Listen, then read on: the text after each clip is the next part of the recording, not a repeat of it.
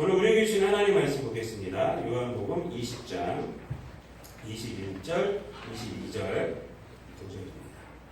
예수께서 또 이르시되 너희에게 평강이 있을지어다. 아버지께서 나를 보내신 것 같이 나도 너희를 보내노라. 이 말씀을 하시고 그들을 향하사 숨을 내쉬며 이르시되 성령을 받으라. 아멘. 할렐루야 찬양대 찬양이 있겠습니다.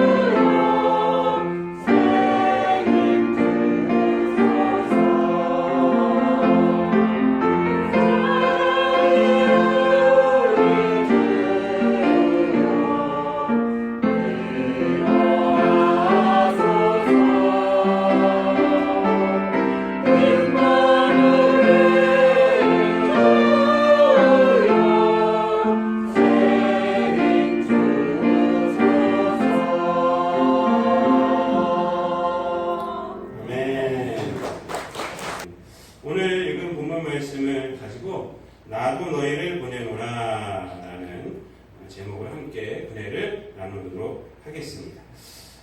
오늘 우리가 읽은 말씀은 사실 이제 지난주에 우리가 봤던 말씀입니다. 그래서 이제 19절부터 23절까지 말씀을 통해서 지난주에는 너희에게 평강이 있을지어다 라는 그 말씀의 그 의미를 보면서 우리가 은혜를 나누었는데, 예수님께서 두 번째로 너희에게 평강이 있을지어다 라고 하신 말씀이 이제 오늘 이제 본문 제목입니다.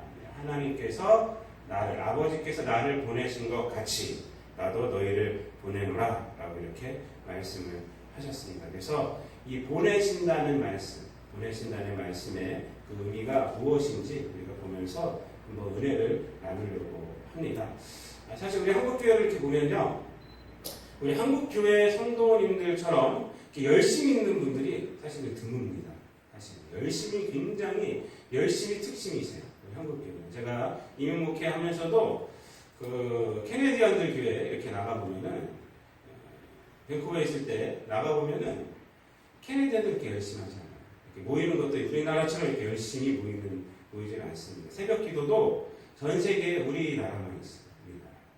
다른 나라는 거의 없습니다. 조용기 목사님이 한번 우리가 살고 있는 밴쿠버 지역에 부흥회를 한번 오셨나 봐요. 근데 거기 있는 캐네디언 교회가 새벽 기도를 하더라고요.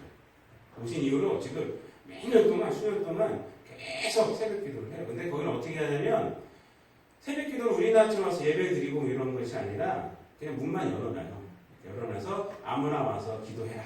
그래서 이제, 거기는 이제 TWU 교단인데, 제가 이제 그 학교를 나왔는데, 하여튼 그 학교 교단인데, 거기에 와갖고 사람들이 많이 기도를 해요.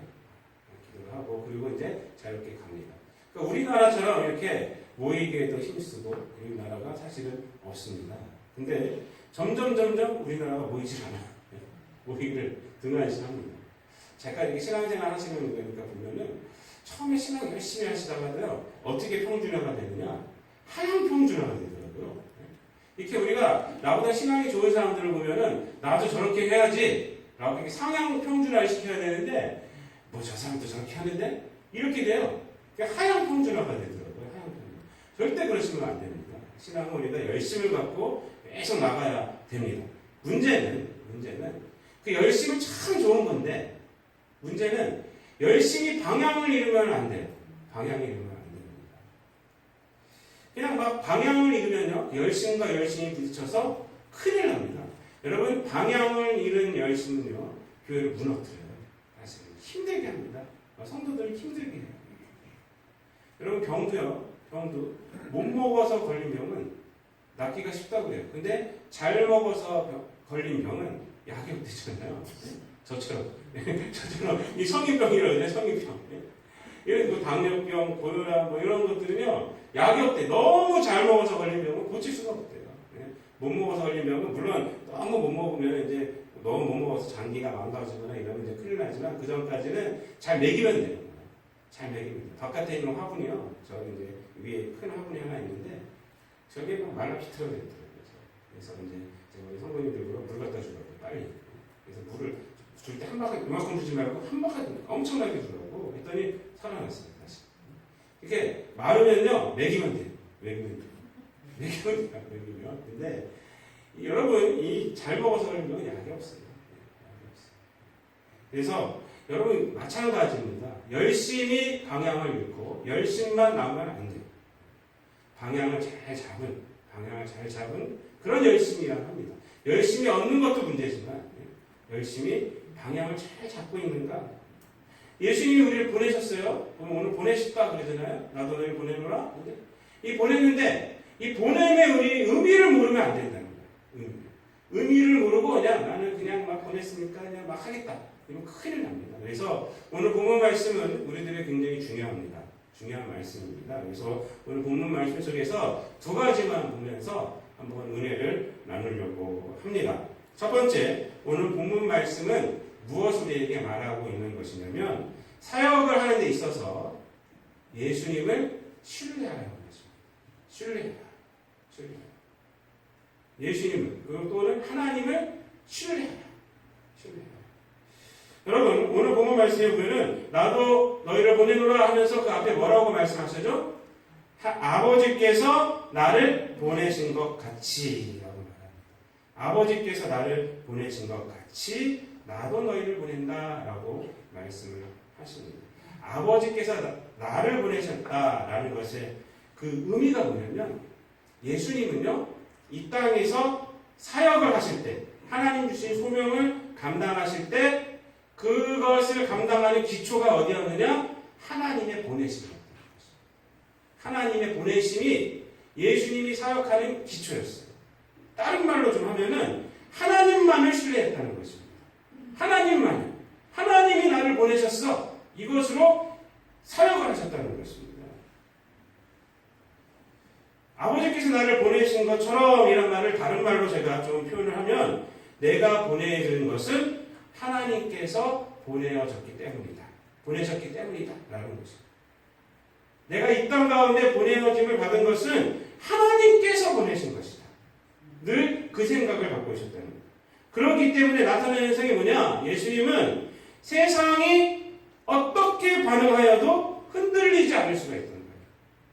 세상이 어떻게 반응해도 하나님께서 보내셨기 때문에 하나님의 보내심이 자기가 살아가는, 예수님이 살아가는, 예수님이 사역하는 것의 원인이기 때문에 세상이 무슨 반응을 해도 흔들리지가 않았다는 것입니다. 하나님만 신뢰했다. 하나님. 저는 지금 예수님께서 제자들을 이렇게 보내실 수 있는 것도 제자들을 신뢰하는 것이 아니에요. 하나님을 신뢰하기 때문에 보내실 수 있다고 생각합니다. 여러분, 제자들이 어떤 사람들이었어요? 제자들 한 명 한 명이 뛰어난 자들이 아닙니다. 그분들 자체가 뛰어난 자들이 아니에요.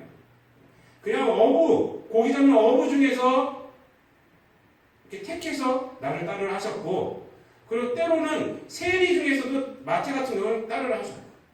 그러니까 가장 뛰어난 사람이 누구냐? 가룟 유다였다고 해요. 가룟 유다. 이게 스펙을 보면은, 요즘 대학생들도 스펙을 보면은 가룟 유다가 가장 뛰어났다고 해요.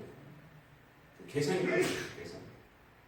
그리고 또 이들 한 명 한 명이 자제도 그렇지만 성품도 신뢰를 주지를 못했어요. 예수님과 함께 3년 동안 이렇게 따라다니면서 이들이 보여준 행동은 시기하고 질투하고 이런 거였어요. 그 요한과 야고보의 어머니가 예수님께 와서 예수님 올라가시면 우리 아들들 하나는 우편, 하나는 좌편에 이렇게 해주세요라고 부탁을 했잖아요. 그랬더니 다른 제자들이 그 얘기를 듣고 어떻게 했습니까? 시기하고 질투하고 있어요. 예수님을 잘 모르는 거예요. 그게 페어 플레이를 안 한다 이거예요. 페어 플레이 안 한다. 어떻게 어머니까지 동행해서 자리를 원하느냐? 나도 그 자리를 원하는데 세상에 아주 관심이 가득 차갖고 예수님이 하나님의 아들이신지 예수님이 이 땅에 무엇을 하러 오셨는지는 생각도 안 하고 페어 플레이를 해야지 왜 어머니까지 불러가고 치맛바람을 일으키냐 이러면서 시기와 질투가 있었어요. 여러분, 이 사람들은 또 어떤 사람들이니까 제자들은 예수님 십자가에 달리실 때는 어땠어요? 다 도망갔어요. 다 도망갔어요. 베드로 같은 경우는 3번이나 도망갔어요. 여러분, 이런 제자들을 신뢰할 수 있습니까? 근데 예수님은 이런 제자들을 보내는 거예요. 보내는 거예요. 어떻게 그럴 수가 있겠습니까? 예수님은 제자들의 연약함보다는 하나님을 신뢰하기 때문에 하나님을 신뢰하기 때문에 제자들을 보내시는 거예요. 여러분, 예수님이 신뢰하시는 그 하나님, 예수님을 보내신 하나님이 누굽니까? 감히 우리가 상상할 수 없는 분 아닙니까? 이 세상을 창조하신 분이에요. 말씀으로 창조하신 분이에요. 또 구원의 역사를 주관하신 분이에요. 그런 분이 하나님이세요. 그 하나님을 신뢰한다면 이 세상에 있는 어떠한 현상이 우리에게 있을지라도 우리는 흔들리지 않을 수 있습니다. 무엇이 있을지라도 우리는 흔들리지 않아요. 여러분, 욥기서로 보면 친구들과 많은 대화를 합니다. 그때 친구들한테 욥이 대화를 하다가 친구들이 하도 자기를 찌르니까 욥이 자기의 의에 대해서 내가 억울하다 하면서 이 친구들에게 막 얘기를 합니다. 근데 마지막에 누가 나타나요? 하나님이 탁 나타나세요. 하나님을 만나자마자 이 욥이 뭐라고 해요? 하나님의 말씀을 쭉 듣고 하나님, 내가 했던 말 다 거두어드리겠습니다. 내가 했던 말 다 거두어드린다는 고백을 합니다. 하나님이 별거 얘기하지 않았어요. 내가 이거 묘성을 만들 때 너 있었어? 이런 얘기, 창조 얘기를 하셨어요. 이거 만들 때 너 봤어? 그러니까 그 하나님의 위대함 앞에서 친구들에게 했던 말, 그거 내가 다 거두어드리겠습니다. 이게 욥의 위대함이에요, 사실은. 하나님 앞에서 무슨 말이 필요해요? 하나님 말할 것이 없는 것입니다. 여러분, 요셉이 깨달은 게 뭡니까? 요셉이 형들 앞에서 고백하는 게 창세기 50장 19절 20절에 보면은 요셉이 깨달은 신앙 고백은 뭐냐면 하나님은 악도 사용하셔서 오늘날 형들을 구원하신 분이야. 이 얘기를 하는 거예요. 그러면서 내가 하나님을 대신하니까 형들 걱정하지 마. 형들이 나를 그렇게 못되게 그렇지만 그것도 하나님이 하신 거야. 무엇 때문에? 선을 만들기 위해서. 형들을 구원하려고 한 거야. 그래서 내가 하나님을 대신할까? 그래서 걱정하지 마. 형들 내가 지켜줄 거야. 형 자녀도 지켜줄 거야. 이 얘기를 하는 게 창세기 50장이에요. 그러니까 하나님을 신뢰하는 거예요. 결국 이 요셉이 고백한 건 뭐냐면 나는 하나님을 신뢰함으로 여기까지 온 거야. 그래서 하나님의 신뢰함 속에서 악이 변해서 선을 만든 것을 나는 지금 봤어. 얘기를 하는 거예요. 형들도 하나님을 신뢰하고 살아. 이 얘기를 하는 것입니다. 예수님은 하나님을 신뢰하며 사셨어요. 어디까지 하나님을 신뢰했습니까? 어디까지 신뢰하셨어요? 십자가를 지시기까지. 자기 생명을 다 주시기까지 하나님을 신뢰하였습니다. 하나님. 내가 하나님의 명령대로 내 목숨을 줄지라도 내가 이 세상에 없어질지라도 하나님은 그것 갖고 구원을 만들어내신다. 그를 믿으신다. 그렇게 거기까지 믿으신다. 그리고 십자가를 지시고 돌아가신 후에 그 죽음에서 무엇을 하나님께서 만들어내셨어요? 부활을 만들어내셨어요. 부활. 여러분, 우리가 예수님의 보내심을 받은 자로 살아갈 때 가장 중요한 것은 뭐냐면 하나님을 신뢰하는 거예요. 예수님을 신뢰하는 것입니다. 우리가 믿는 자로 이 세상에 살아갈 때 가장 중요한 것은 하나님을 신뢰하는 거예요. 여러분, 청파학교에 김기석 목사님이라고 계십니다. 저 용산 청파동 가면 제가 존경하는 목사님 중에 한 분인데 이분이요 이런 칼럼을 쓰셨어요. 요한복음 칼럼 이 내용 속에서 이렇게 말을 합니다. 하나님의 일은 내가 준비가 되었다고 느낄 때 할 수 있는 것이 아니라 보내신 분을 신뢰할 때 할 수 있는 것이다. 하나님의 일은요, 내가 준비가 되었다. 하나님 이 정도는 내가 돈도 준비해야 되고, 이 정도 건강도 있어야 되고, 이 정도는 내가 배운 것도 있어야 되고, 그러고 나서 하겠습니다. 그게 아니에요. 그렇게 준비가 되었을 때 하는 것이 아니라 보내신 분, 예수님, 하나님, 그 하나님을 신뢰할 때 비로소 할 수 있는 거예요. 여러분, 하나님을 신뢰하는 것이야말로 하나님의 일을 할 때 가장 큰 준비가 됩니다. 그 이유에 대해서 제가 말씀드린다면 첫 번째는 이 세상은 우리가 신뢰할 수 없는 곳이기 때문에 그래요. 우리가 신뢰한다라고 하면 뭘 신뢰하는 거예요? 하나님 말고 이 세상에 있는 것들이잖아요. 이 세상 우리가 신뢰할 수 있는 것이 하나도 없어요. 하나도 없어요. 다 죄악된 곳입니다. 그리고 우리는 다 죄인이에요. 죄인이에요. 우리가 살고 있는 곳, 제자들이 보내지는 곳은요, 죄된 세상입니다. 그래서 하나님을 신뢰할 때만 사역이 가능한 거예요. 하나님의 사역이 믿음을 지킬 수가 있는 것입니다. 이 세상 가운데. 하나님을 신뢰하지 않으면 하나님의 사역 자체가 불가능한 것이 이 세상입니다. 하나님을 신뢰하기 때문에 믿음 생활이 가능한 것입니다. 누가 믿을만 해서가 아니에요. 누가 믿을만 해서. 무엇을 신뢰할 수 있는 것도 아니고 이 세상은 신뢰할 수 있는 사람들이 있는 것도 아닙니다. 그러나 하나님을 신뢰한다면 그 어떤 곳이라도 그것은 하나님이 보내신 곳이 되는 것입니다. 어떤 사람이라도 하나님이 만나게 해주신 사람이 돼요. 하나님을 신뢰한다. 송명희 시인 여러분들 아시는 분도 계시고 모르시는 분도 계실 거예요. 최덕신 지금 전도사님인지 목사님인지 모르겠는데 최덕신 그 씨랑 같이 해서 그때 주찬양 처음에 은혜스러운 찬양 많이 최덕신 씨가 작곡을 했는데 송명희 시인의 시로 많이 작곡을 했어요. 이분은 태어날 때 뇌성마비로 태어나신 분이죠.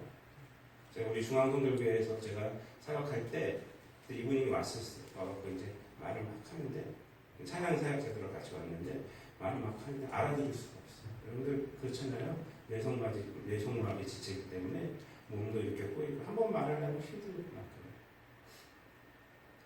근데 이번에 제가 숙회 수기를 봤는데 이분이 뭐라고 그러냐면 자기가 하나님 만나는 데는 하나님 그렇게 없는데 내가 왜 정신이 똑바로 듣는 것이냐. 몸이 완전히 이렇게 돼요. 왜 내가 이렇게 살아야 됩니까? 하나님을 만나고 나서 이분이 지금 시가 있어요. 아시죠? 나라는 찬양 아시죠? 다양하시죠. 뭐라고 말하냐면 하나님은 공평하신 분입니다. 이렇게 하나님을 만나고 나서 뭐 자기 상황 똑같아요. 변한 거 없고 불평한 거 다 있는데 공평하신 하나님.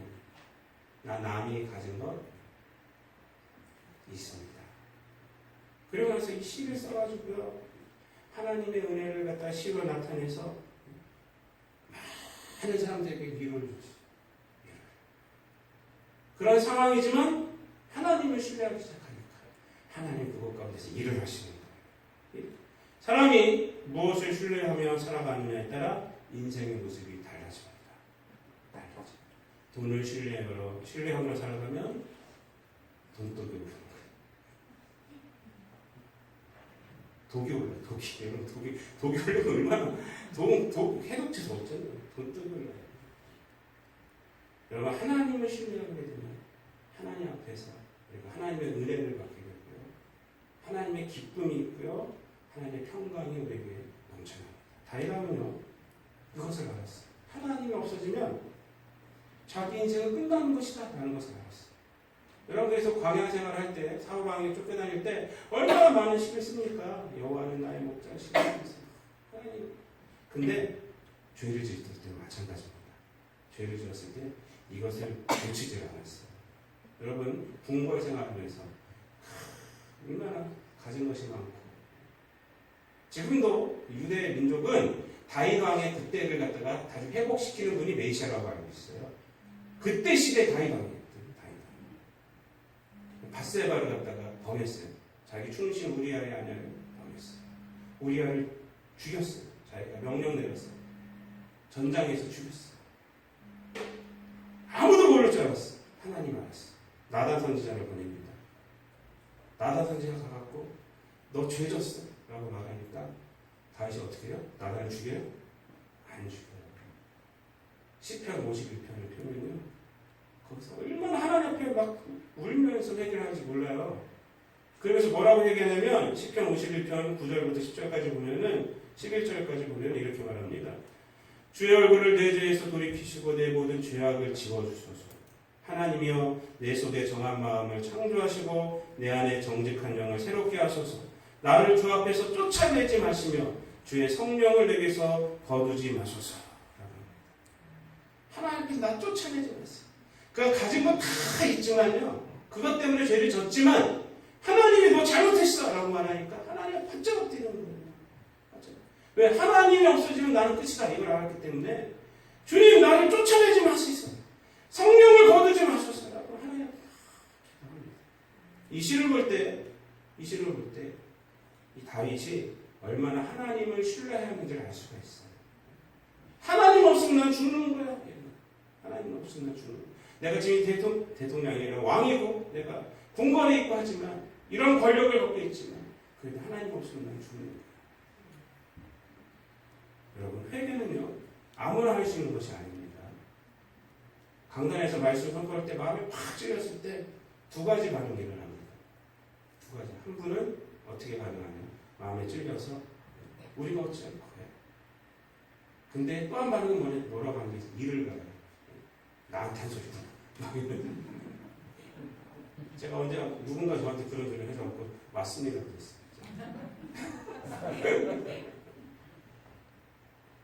회개하셔야죠. 그랬어요. 여러분 이 반응이요 베드로가 설교할 사도행전을 보면은 베드로가 설교할 때 우리가 어쩌려고 그랬어. 스데반이 설교할 때 듣고 이를 갈았어요. 그래서 스데반을 순교시키죠. 그 말씀이 나옵니다. 회개는 아무나 할 수 있는 것이 아니에요. 회개는 하나님을 신뢰하는 자만이 할 수 있는 것입니다. 하나님을 신뢰하고 가는 자들은요 말씀을 듣고 그러면 그 죄악이 탁 치겠을 때 하나님의 다윗왕처럼 하나님 나 쫓아내지 마세요. 제가 잘못했어요. 왜? 하나님을 신뢰하기 때문에. 사랑하는 성도 여러분, 우리가 그리스도인으로서 이 세상을 살아간다는 것은 예수님의 보내진 존재로 살아가는 것입니다. 그래서 예수님을 신뢰하며 살아가요. 그래서 보내시면서 예수님이 그 얘기를 하는 거예요. 아버지께서 나를 보내신 것 같이 내가 그렇게 살았다. 내가 그렇게 살았다. 내가 이 땅 가운데서 십자가를 질 수 있던 이 모든 것이 뭐냐면 하나님의 보내심이었기 때문에, 하나님을 신뢰하기 때문에, 내가 죽을지라도 하나님이 역사할 걸 믿었기 때문에 내가 그 사역을 감당할 수 있었던 것이다. 그리고 내가 너를 보냈다. 너희들이 연약하지만 내가 하나님을 믿고 있다. 그리고 내가 너희들은 나를 믿어야 한다. 라는 것입니다. 사랑하는 성도 여러분, 하나님을 절대적으로 신뢰하시길 바랍니다. 그래서 상황 가운데서 어떤 상황에도 흔들리지 마세요. 흔들리지 마세요. 하나님이 예수 그리스도를 통해서 여러분들을 구원해 내셨습니다. 혹시 우리 생각대로 안 될지라도 하나님은 안 되는 것을 통해서 다른 뜻이 또 있는 거예요. 그렇죠? 여러분? 그 믿음까지 가셔야죠. 내 생각대로 안 됐다고 해서 하나님 없나 보다 하면 안 돼요. 예수님은 십자가에 달려 죽으셨지만 그 죽음을 통해서 하나님께서 부활시키시고 구원의 사역을 완성시키셨어요. 이게 복음이에요. 복음은 십자가만 복음이 아니라 십자가가 부활이 복음이에요. 두 번째로 오늘 본문 말씀 속에서 우리가 반드시 또 알아야 하는 것은 뭐냐면 예수님이 이 구원 사역의 핵심이자 내용이 된다는 것입니다. 여러분 오늘 본문 말씀을 이렇게 읽어보면은 21절 말씀에 보면 이렇게 말합니다. 아버지께서 나를 보내신 것 같이 나도 너희를 보내노라. 구원 사역을 위해서 누굴 보냈어요? 예수님을 보내셨고 그 예수님이 구원 사역을 완성시키셨고 예수님이 그리고 제자들을 보내는 거예요. 왜 보냅니까? 예수님을 증거하라. 여러분 이 구원의 사역은 지난주에도 말씀드렸지만 삼위일체 하나님이 하신 사역이에요. 동일합니다. 하나님은 구원 사역을 약속하셨고 작정하셨고 계획하셨고 그걸 실행하셨습니다. 그리고 예수님은 그 말씀에 순종해서 제물이 되신 거예요. 그리고 성령님은 그것을 예수님을 알리시는 겁니다. 알리시는 거예요. 그래서 예수님께서 보내시는 사역은 어떤 사역이냐? 성령께서 하시는 일이에요. 그래서 그 다음 말씀에 뭐라고 말씀하시냐면 나도 너희를 보내노라 하고 그들을 향하여 숨을 내쉬며 성령을 받으라 라고 말하는 것입니다. 성령의 사역, 예수님의 증인된 사역을 하라는 것이죠. 여러분 제자들은 세상에 나가서 이 세상에 어떤 것을 목적으로 삼거나 내용을 삼아서 사역을 하지 않았습니다. 성경 말씀에 보면은 누구를 목적으로 삼느냐? 예수님을 목적으로 삼고 예수님이 내용이었어요.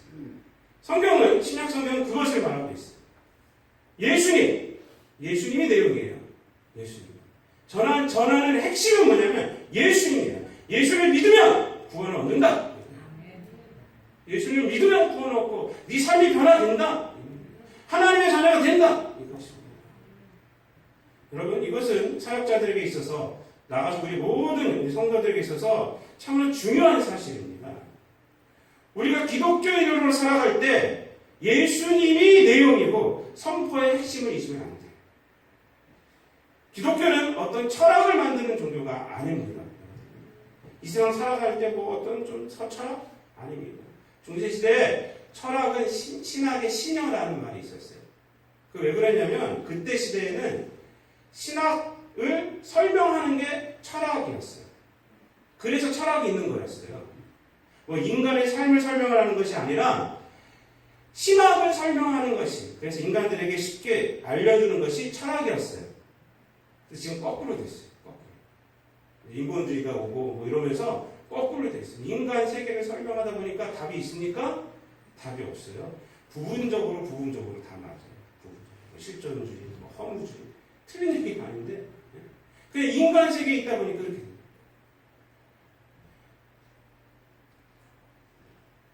철학을 만드는 종교가 아니에요. 철학을. 근데 자꾸 이 믿음이 무슨 철학적으로 자꾸 바뀌려고 해요. 좀 우아한 무엇인가. 또 기독교는 세상에 어떤 것을 추구하는 종교가 아닙니다. 그거는 우상들이죠. 우상들은 이 세상에 어떤 것을 갖기 위해서 우상이 필요한 거예요. 우리 아들이 서울대 들어가게 해주세요. 어디터가 좋습니까? 어디터가 좋아야지 우리 자녀들이 잘 살까요? 이거잖아요. 목적이 뭐예요? 터가 목적이 아니라 그런 거잖아요. 기독교는 그것이 아니라는 겁니다.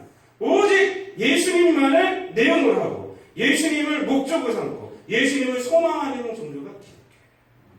이게 빠져버리면 큰일 납니다. 그 이유는 예수를 통해서 하나님께 나아갈 수 있고 예수를 통해서 우리 죄에서 벗어나고 참 생명의 삶을 살아갈 수 있기 때문에 그렇기 때문에 여러분 요한복음 6장에 예수님께서 뭐라고 하셨어요? 제가 몇 번 말씀드려서 아실 거예요. 요한복음 6장은 우리가 앞에서 봤지만 그 오병이어의 기적이 있는 장이잖아요. 오병이어의 기적을 체험하고 사람들이 예수님을 찾아서 맞서요. 예수님 찾아서 오니까 뭐라고 그랬어요? 예수님이 썩 물러가라고 그랬어요. 저리 가. 너희들이 나를 찾은 것은 표적을 본 까닭이 아니라 배부르기 때문이다. 세상에 어떤 것을 만족했기 때문에 나를 찾았지 않느냐? 그러니까 저리 가라. 그러니까 사람들이 황당해요. 예수님 찾아왔는데 그 다음날 찾아왔는데 황당해 하잖아요. 하나님의 일을 해야지. 왜 세상의 일을 하려고 그러냐? 그러니까 사람들이 뭐라고 물어보겠어요? 하나님, 예수님은 하나님의 일이 뭐예요? 이렇게 물어볼 거 아니에요? 요한복음 6장 제가 설명해 드리는 거예요. 쉽게. 하나님이 보내신 자. 곧 예수를 믿는 것이, 나를 믿는 것이 하나님의 일이다. 예수님을 믿는 것이 하나님의 일이라는 것이에요. 그 일을 해야 한다는 것이에요. 여러분, 교회가 방향을 잃으면 안 됩니다. 교회는 예수님을 증거하는 것이에요. 예수 그리스도를 향하고 있어야 합니다. 그래서 구원의 방주예요. 그래서 구원의 방주예요. 우리가 교회 나와서 뭐가 잘 되고 뭐가 잘 되고, 물론 하나님께서 잘 되게 해주는 것도 있죠. 근데 그렇기 때문에 구원의 방주가 아니에요. 이 교회 잘 다녔더니 서울대 들어가더라. 교회 잘 다녔더니 하버드를 들어가더라. 이것이 아니에요. 이래서 구원의 방주가 아니라 우리가 예수님을 알고 창조주 하나님께 나아갈 수 있고 창조주 하나님의 생명을 갖고 그렇게 살아갈 수 있습니다. 베드로와 요한이요 성전 미문에서 자신을 향해서 구걸하는 안증뱅이에게 뭐라고 말했습니까? 금과 나 없어도 내게 있는 건 내게 주리고 나사렛 예수 그리스도의 이름으로 일어나 걸어라. 그럴 때 안증뱅이의 발과 발목에 힘이 들어갔어요. 성전 안으로 가서 찬양했다 그래요. 뛰어가서. 여러분 앉아있을 때 사람들이 금도 주고 음도 주고 했을 거예요. 그렇지만 성전 안으로 뛰어갈 수가 없었어요. 뛰어갈 수가 없어요. 안증뱅이이기 때문에. 장애인 들어갈 수가 없어요. 거기. 근데 예수 이름으로 일어나게 하는 거예요. 예수 이름으로 그가 하나님을 찬양했어요. 이것이 다른 거예요. 여러분 오해하지 마시기 바랍니다. 구제 사역이 필요 없다는 것이 아니에요. 교제하는 것이 무의미하다는 것이 절대로 아닙니다. 예수 그리스도가 중심이 되지 않은 구제 사역과 교제는 무의미하다는 것입니다. 여러분 예수님은 하나님의 사명을 받고 십자가를 통해서 이 세상에 생명을 주셨어요. 그리고 부활하신 주님은 제자들 지금 내보내십니다. 예수의 증인이 되라 라고 말씀을 하고 있는 것입니다. 이 보내심은 현재 우리들에게 하는 말씀입니다. 여러분 가서 예수 그리스도를 전하시기 바랍니다. 예수 그리스도가 우리를 살리셨습니다. 예수 그리스도가 여러분의 가정을 살릴 거예요. 다른 것 전하지 마세요. 예수님 전하면 돼요. 예수님 전하면 돼요. 지금 저와 여러분에게 필요한 것이 있다면 다른 거 아니에요. 예수 그리스도입니다. 예수 그리스도. 지금 여러분의 가정에 부부간에 자녀들에게 부모에게 필요한 것은 예수 그리스도예요. 예수 그리스도. 지금 이웃들에게 동료들에게 필요한 것도 예수 그리스도입니다. 지금 현대 우리 교회에 다시 살아나야 하는 것 바로 예수 그리스도 중심이 돼요. 교회가 부흥한다는 것은요 예수 이름이 충만한 것입니다. 충만한 거예요. 뭐가 화려하고 화려하고 이런 것이 아니라 사랑하는 성도 여러분 말씀을 마치겠습니다.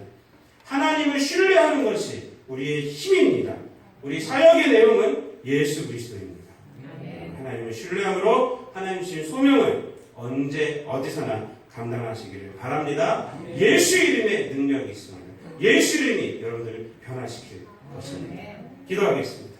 사랑과 은혜가 풍성하신 아버지 하나님, 우리 주님이 이 땅에서 하나님을 온전히 신뢰하심으로 사셨던 것을 우리가 깨닫게 하여 주시고, 예수님의 보내심 앞에 우리들도 하나님을 신뢰하고 예수님을 온전히 신뢰함으로 하나님이 우리의 약함 가운데서 일하시는 것을 우리가 체험하고, 예수 그리스도가 우리 삶 가운데서 역사하여서 우리들의 무너진 모든 삶들이 예수 그리스도를 통해서 다시 회복되고 새로워지는 경험을 하게 되는 우리 모든 성도들 되게 하여 주옵소서. 감사드리며 예수님의 이름으로 기도드리옵나이다. 아멘.